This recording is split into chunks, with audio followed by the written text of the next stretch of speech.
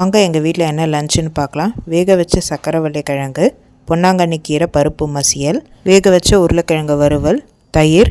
வாங்க எப்படி செய்கிறதுன்னு பார்க்கலாம். ஒரு ப்ரெஷர் குக்கரில் கழுவி க்ளீன் பண்ணி வச்சுருக்க 1/4 கிலோ சக்கரவள்ளி கிழங்கு எடுத்துக்கோங்க. 1 டீஸ்பூன் கல் உப்பு, தேவையான அளவுக்கு தண்ணி ஊற்றி 4 விசிலுக்கு ப்ரெஷர் குக் பண்ணி எடுத்திங்கன்னா டேஸ்டியான சக்கரவள்ளி கிழங்கு ரெடி.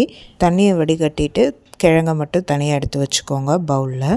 சக்கரவள்ளி கிழங்குல ஃபைபர் கண்டென்ட் அதிகம், கிடைக்கும் போது சாப்பிடுங்க. ஒரு பவுலில் 50 கிராம் துவரம்பருப்பை கழுவி ஊற வச்சுருங்க.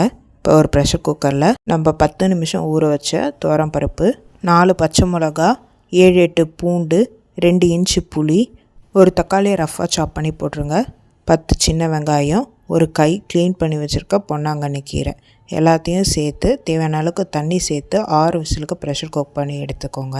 ப்ரெஷர் ரிலீஸ் ஆனோடனே நல்லா ஆற வச்சு மிக்சர் ஜாரில் தேவையான அளவு உப்பு போட்டு மைய அரைச்சிருங்க. இல்லை கோஸாக கூட அரைச்சிக்கலாம். நான் குழந்தைக்கு கொடுக்குறனால மைய அரைச்சிக்கிட்டேன். தாளிப்புக்கு 1 டீஸ்பூன் வடகம், 3 காஞ்ச மிளகாய் போட்டு தாளிச்சிங்கன்னா டேஸ்டியான மணத்தக்காளி கீரை பருப்பு கடையல் ரெடி. உருளைக்கிழங்கு வறுவலுக்கு 1/4 கிலோ உருளைக்கிழங்கை ஒன்றும் பாதியமாக கட் பண்ணி ப்ரெஷர் குக்கரில் ஆட் பண்ணிடுங்க. 1 டீஸ்பூன் கல்லுப்பு, தேவையான அளவுக்கு தண்ணி ஊற்றி 4 விசிலுக்கு ப்ரெஷர் குக் பண்ணி எடுத்துருங்க. ப்ரெஷர் ரிலீஸ் ஆனவுடனே தண்ணியை வடிகட்டி உருளைக்கிழங்கை ஒரு பிளேட்டில் ஆற வச்சுருங்க. ஆறின உருளைக்கிழங்கோட தோலை உரிச்சிட்டு சின்ன சின்னதாக சாப் பண்ணி வச்சுக்கோங்க.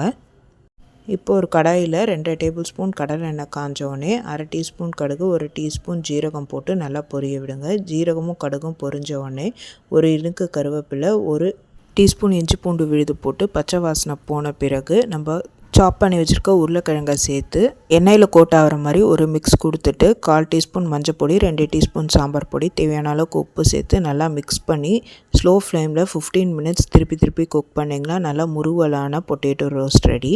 இந்த காம்பினேஷனை செஞ்சு பார்த்து எப்படி இருக்குன்னு சொல்லுங்கள். Happy cooking, healthy living. இந்த மாதிரி டெய்லி லஞ்ச் அப்டேட்ஸ்க்கு சக்தி ரெசிபியை சப்ஸ்கிரைப் பண்ணிக்கோங்க. உங்கள் வீட்டில் என்ன குக் பண்ணிங்கன்னு இன்றைக்கி கமெண்ட்ஸில் சொல்லுங்கள்.